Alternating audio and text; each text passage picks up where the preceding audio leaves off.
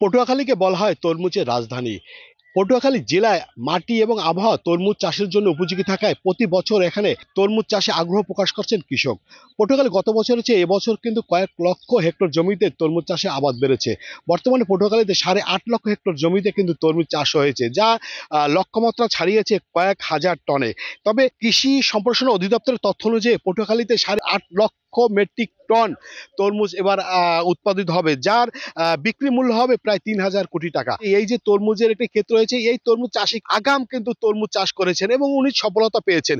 প্রতি বছরই কিন্তু উনি তরমুজ চাষ করেন, কিন্তু এবছর আগাম চাষ করে রমজানের সময় বাজার ধরতে পেরেছেন এবং স্বাভাবিক দামের চেয়ে কিন্তু উনি ভালো দামে বিক্রি করতে পারছেন।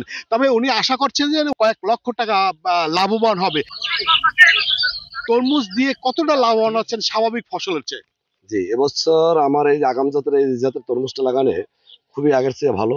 এবছর চাষের দিক দিয়ে খুব ভালো, ইনশাল্লাহ প্রতি বছর চেয়ে লাভ আমার বেশি হবে আশা করি।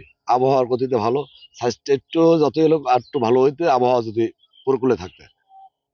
আবহাওয়া না থাকায় বৃষ্টি বাদল হয় না, এই জন্য একটু স্বাস্থ্য একটু স্বাভাবিক ছোট হয়েছে, তাহলে আমার লাভবান খুব সামনের দিকে ডাবল হবে। তরমুজটা আপনারা কি ক্ষেত বিক্রি করেন না কেজি না পিস হিসেবে আপনার বিক্রি করেন? আমরা খেত বিক্রি করি।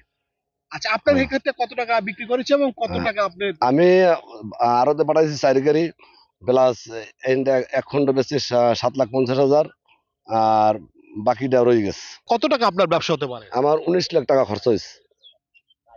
19 লাখ টাকা খরচ হয়েছে, আমি আশা করি যে 38 লাখের মতো পাওয়া যেতে পারে।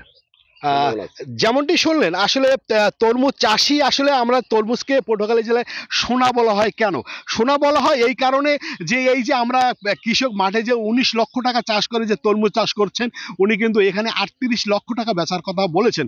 যেহেতু 19 লক্ষ টাকা এক সিজনে 3 মাসের মধ্যে উনি ব্যবসা করে একজন কৃষক লাভবান হয়, এটা কিন্তু অনেকটা কষ্টকর বিষয় বা অনেকটা কিন্তু ভাগ্যের বিষয় হয়, কারণ তরমুজ চাষি কিন্তু সবসময় লাভবান হয় না।